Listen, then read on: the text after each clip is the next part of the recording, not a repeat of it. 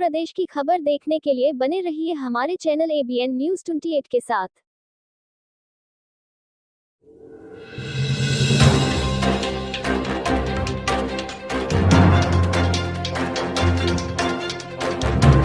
कानपुर देहात, महिला को घर पर अकेला पाकर पड़ोसी युवक ने किया दुष्कर्म। कानपुर देहात की ककरदही पोस्ट बागपुर थाना शिवली सौरभ तिवारी की पत्नी संतोषी के साथ पड़ोसी युवक मानू शुक्ला पुत्र राकेश शुक्ला ने घर में अकेले देखकर घर में घुसकर मुंह दबाकर दुष्कर्म किया और धमकी दी।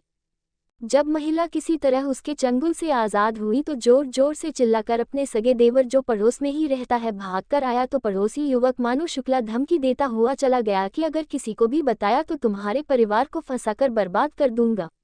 देवर ने जब पुलिस को सूचना दी तो पुलिस ने तुरंत पीड़िता को थाने जाकर अपनी रिपोर्ट लिखाने के लिए कहा।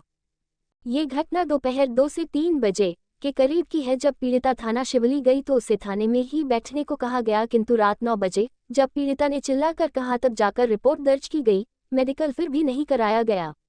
तारांकन मंगलवार को पुलिस द्वारा मेडिकल कराने के लिए ले जाते समय पीड़िता पर दबाव बनाने की कोशिश की गई। कहा कि समझौता कर लो नहीं तो तुम्हारे परिवार को क्रॉस केस में फंसाकर जेल की हवा खिला दूंगा। पीड़िता ने अपने ऊपर हुए इस दुष्कर्म की सूचना मुख्यमंत्री कार्यालय उत्तर प्रदेश के पुलिस महानिदेशक कानपुर के इंस्पेक्टर ऑफ जनरल को फैक्स द्वारा सूचना भेज दी है।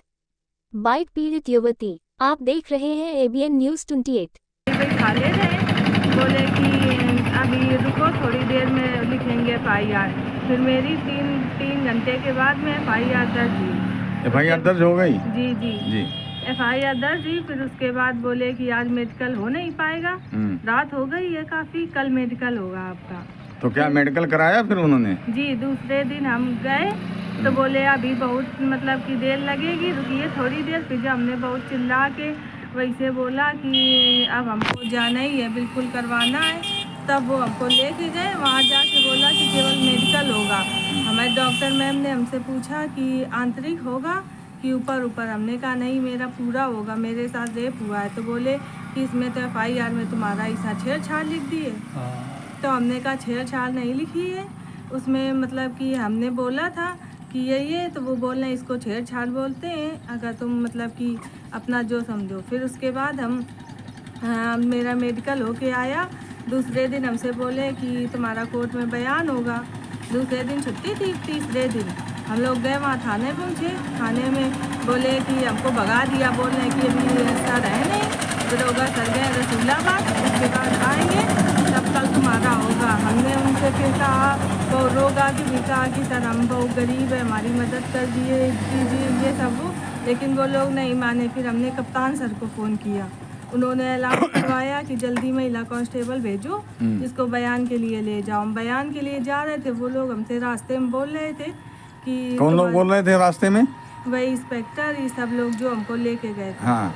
वो बोल रहे थे कि तुम लोग समझौता कर लो, और बहुत समझौता का दबाव हमारे ऊपर से आ रहा था। बयान भी नहीं जाने दे रहे थे। वो सब बोल रहे थे कि समझौता कर लो समझौता। हमने कहा हम समझौता नहीं करेंगे, कुछ भी हो जाए। और उन्होंने फिर बोला कि अगर तुम जाओगी तो ये तुम लोगों के ऊपर क्रॉस केस लगा देंगे। तो हमने कहा लगा देने दो क्रॉस केस।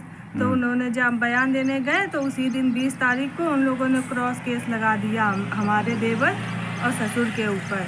जबकि मेरा देवर मेरी गवाही में है और मेरे ससुर को लिखाया गया कि 5:30 बजे वो आके गाली गलौज कर रहे थे। जबकि मेरे ससुर ड्यूटी पे थे, जैनपुर में ड्यूटी करते हैं। वहाँ से 5 बजे छुट्टी होती है और जैनपुर से बागपुर आते आते कम से कम 1-1.5 घंटे लगते हैं।